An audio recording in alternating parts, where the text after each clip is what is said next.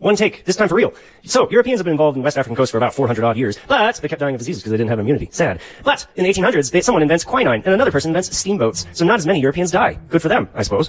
But now they can go upriver and have penetration into the interior of Africa. And as a result, this opens up a brand new world for colonization. And there's this competition for colonies amongst the British and the French and the Belgians and blah, blah, blah.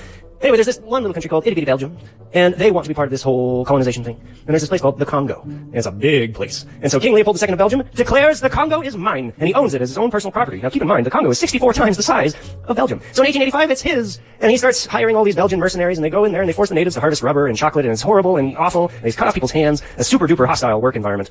When it's realized that all these problems are happening, the government of Belgium is like, hey, that can't be yours anymore. So they take it over. And there's lots of mining and raw materials and rare earth minerals, very lucrative for quickly industrializing nations of Western Europe. And this colony is basically run by European mega corporations, and so there's not really any law. Kind of cyberpunk. Fast forward to the 1950s, 1960s, there's this decolonization wave after World War II. Major empires are being dismantled by independence movements like the British and French. But Belgium doesn't really want to give up the Congo. No, it's too lucrative. The Congolese don't want the Belgians there, so there are massive protests and riots. Finally, Belgium says, fine, be independent. But your army will have a bunch of our officers leading them, and our mining corporations will get special deals for all your stuff.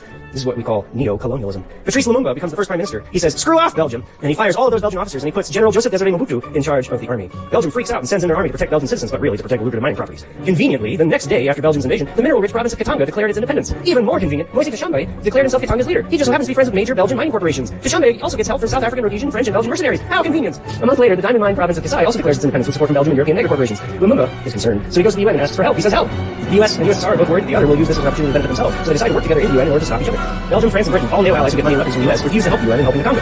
20,000 UN troops are sent to the Congo with American and Soviet equipment to stop Belgium, but in reality to protect Western business interests. They don't really do anything to stop the rebels. Frustrated, Lumumba decides to do it himself, but he needs weapons and money. He asks the USSR for help. The US freaks out a little bit and says that Lumumba is a commie. The CIA then works with the Belgians to overthrow Lumumba. General Mobutu, supported by Joseph Kasavubu, kidnapped Lumumba and handed him over to Tshombe in Katanga, who then hand him over to the Belgians. Lumumba is then tortured to death, and Kasavubu is now in charge, and he is conveniently friendly to the US.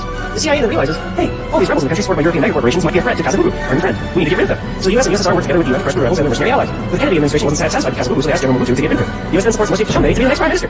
This pisses off all the people who liked Lumumba, so they get together and they form a rebel army called the Simbas. The Simbas get money and weapons from the Cubans. Che Guevara was there to help them. This really pisses off both the US and the USSR. The Simbas get money and weapons from East Germany, China, and the USSR. The US keeps giving weapons away to the Congo, while also help working with Belgians to recruit an army of Rhodesian and South African mercenaries to crush the Simbas. The rebellion is finally defeated. 6 days later, the US helps General Mobutu overthrow Tshombe. Ever since then, the Congo has been pretty chill.